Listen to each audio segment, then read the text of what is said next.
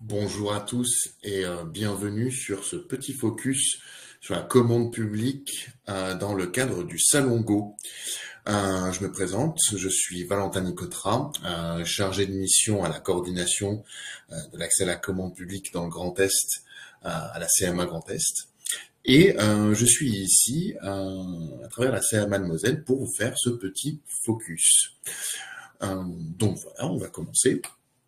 Ce que je vous propose aujourd'hui, c'est de balayer les trois questions que je rencontre le plus dans la pratique de mon poste, qui est justement d'accompagner les artisans pour accéder à la commande publique. Les trois, si vous voulez, préjuger les trois grandes interrogations qu'on peut se poser quand on se lance dans la commande publique. Et bien entendu, je vais y apporter trois réponses. On commence avec la première. Les marchés publics, est-ce que ça concerne mon entreprise? Donc selon vous, est-ce que ça vous concerne? Est-ce que ça ne vous concerne pas? Eh bien, si vous vous êtes dit que cela ne vous concernait pas, vous avez tort. Les marchés publics concernent toutes les entreprises. On va commencer en définissant très rapidement, bien entendu, ce que c'est un marché public. En fait, marché public, qu'est-ce que c'est? C'est lorsque un acheteur public, quelqu'un qui utilise des fonds publics, demande une prestation à un opérateur économique, donc artisan, commerçant, et en échange d'une rémunération de fonds publics. En fait, pourquoi je répète à chaque fois fonds publics, c'est ce qu'il faut bien comprendre, c'est pourquoi on fait une distinction entre marché public et contrat privé.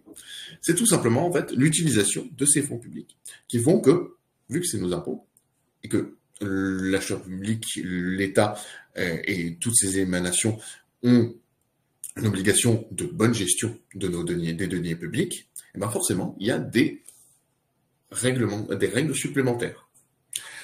Mais maintenant, pensez à toutes les structures, toutes les entités qui marchent avec des fonds publics.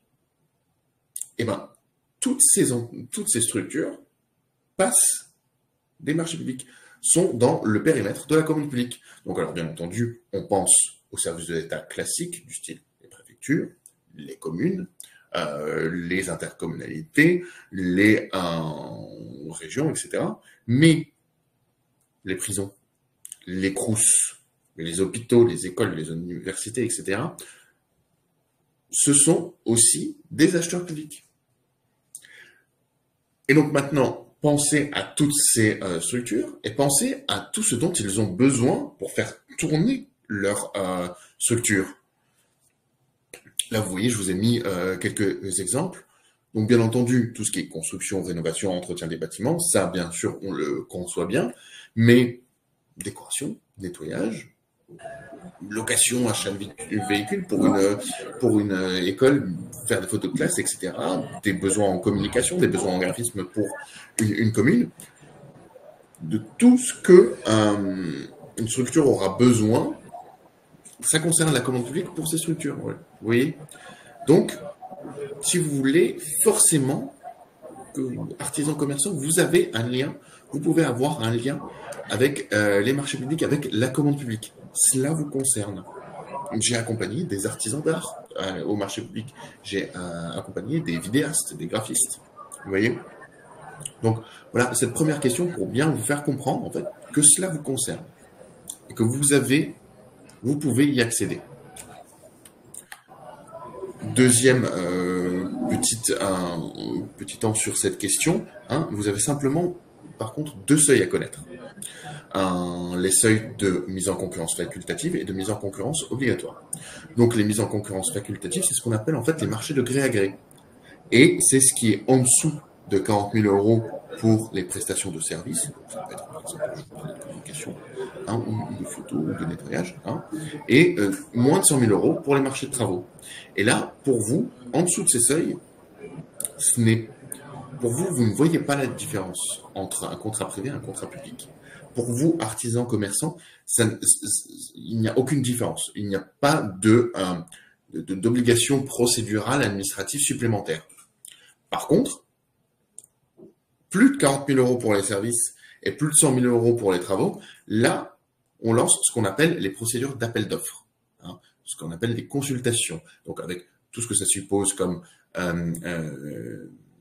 rédaction de candidature, de mémoire technique et de proposition de prix, et justement de procédures de candidature et d'acceptation ou de rejet de candidature basées sur des critères. Donc, vous voyez, on a toujours l'idée que les marchés publics, les appels d'offres, c'est toujours très réglementé. Eh ben, non, il y a certains seuils. Et lancez-vous justement dans les marchés publics parce que il y en a plein, en fait, qui pour vous ne seront pas distinguables de contrats privés. Et donc, poser des barrières en se disant non, mais ça va être trop compliqué, non. Si vous voulez, c'est exactement la même chose que les contrats privés pour pas mal de ces marchés publics. Donc voilà. Deuxième question, est-ce que c'est pas trop difficile de trouver des contrats? Est-ce que c'est difficile de trouver des contrats? Comment on fait en fait pour obtenir des marchés publics? La première étape là-dessus, c'est de se faire connaître. Hein. Se faire connaître pour justement accéder à des marchés. Je vous parlais des marchés de gré à gré avant. Donc, je vous disais justement que ce n'est pas distinguable pour les marchés de gré à gré d'un contrat privé. Et donc, l'important ici, c'est de se faire connaître. C'est l'important, c'est que l'acheteur public puisse vous avoir en tête lorsqu'il a un besoin. Par exemple, il a un besoin il a une serrure qui est cassée dans la porte de son école. Eh ben, il faut qu'il ait votre carte de visite, si vous voulez. Comment vous faites ça? Alors, soit vous êtes courageux et vous faites du porte-à-porte sur tous les acheteurs publics de votre territoire, ce qui n'est pas forcément une bonne utilisation de votre temps. Soit vous participez à ce qu'on appelle des mises en relation sourcing, des rendez-vous sourcing que la CMA organise à travers le réseau commande publique Grand Est. Donc, c'est très simple, hein, il y en aura forcément autour de vous au cours des prochains mois. Aujourd'hui même, là, au moment où je parle, il y en a une à Creuswald, lors du Salon SEM. Et finalement, dans ces mises en relation, vous rencontrez un maximum d'acheteurs publics, donc parfois une dizaine, quinzaine, lors de rendez-vous individuels de 15 minutes, où justement vous pouvez présenter vos compétences, votre expérience, et en quoi vous pouvez justement répondre aux besoins des acheteurs publics. Et les acheteurs publics, bien entendu, présentent leurs projets d'achat, leurs besoins qui y sont, etc. Et donc c'est mettre un pied dans la porte d'un acheteur public et justement le conscientiser, faire que justement il puisse penser à vous dès lors qu'il aura un besoin qui rentre dans vos compétences et dans votre offre de service. Mais pour tout ce qui est pas de marché à gré, tout ce qui est justement plus de 100 000 euros et plus de 40 000 euros pour les services, et ben là on va avoir justement ce qu'on appelle des procédures d'appel d'offres. On va avoir tout le team administratif et toutes les candidatures. Il y a toutes sortes de sites qui sont des profils d'acheteurs et qui justement hébergent ces appels d'offres, mais ils sont légion.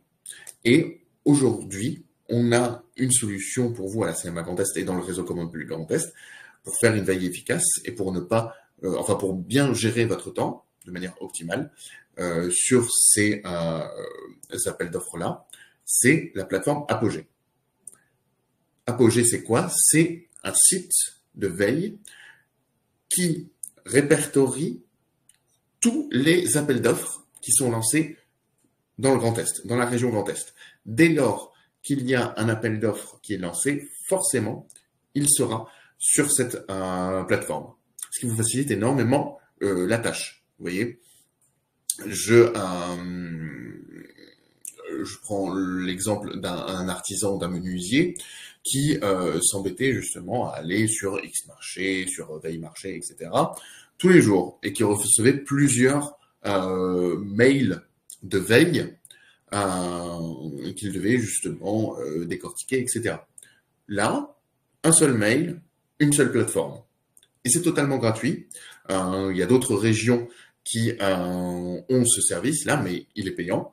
Et là, c'est totalement pris en charge par la région Grand Est. Donc voilà, faire une veille efficace et se faire connaître. Troisième question, qui peut m'accompagner? Comment on peut se faire accompagner? Ben là, la CMA, elle peut accompagner les artisans et autres sur vos besoins en commande publique. Donc à travers des ateliers collectifs, que ce soit de sensibilisation en présentiel ou en webinaire, pour s'adapter à votre emploi du temps. Ça va être toujours sur des sujets clés pour vous, très concrets, du style par exemple sur le verdissement de la commande publique, que vous connaissez probablement ici, donc c'est-à-dire les exigences qui se rehaussent au niveau développement durable. Eh ben, on peut vous aider à bien comprendre tout ce qui est critères environnementaux, critères RSE, etc. La facturation Chorus Pro, la facturation électronique en ligne. On peut faire des ateliers là-dessus, on peut faire aussi des accompagnements, le réemploi, comment bien candidater à un appel d'offres, pareil, des formations adaptées sur les mêmes thèmes, où c'est un petit peu plus long. On peut faire un accompagnement sur mesure, donc un accompagnement individuel sur comment répondre à un appel d'offres et une relecture de mémoire technique, des ateliers coaching sur les thèmes justement de mémoire technique, de facturation électronique et de critères RSE. Également, on peut vous aider à prendre en main la plateforme Apogée, les outils qui sont à notre portée dans le réseau commande publique Grand Est. Et bien entendu, ce dont je vous parlais plus tôt sur comment se faire connaître, on peut vous faire participer à ces mises en relation avec les acheteurs publics pour vous faire connaître de ces acheteurs publics. En exemple, là, une photo d'une journée du 24 janvier 2024 qui s'est passée à la CMA Moselle, où justement, il y a eu une quarantaine d'artisans qui ont pu rencontrer une douzaine d'acheteurs publics mosellans. Donc, c'était la région Grand Est, c'était le ministère des Armées, c'était le conseil départemental, c'était l'Eurométropole de Metz. Et ils ont pu justement laisser leur carte et avoir un contact, un lien concret avec ces acheteurs publics. Donc voilà, c'en est fini pour moi.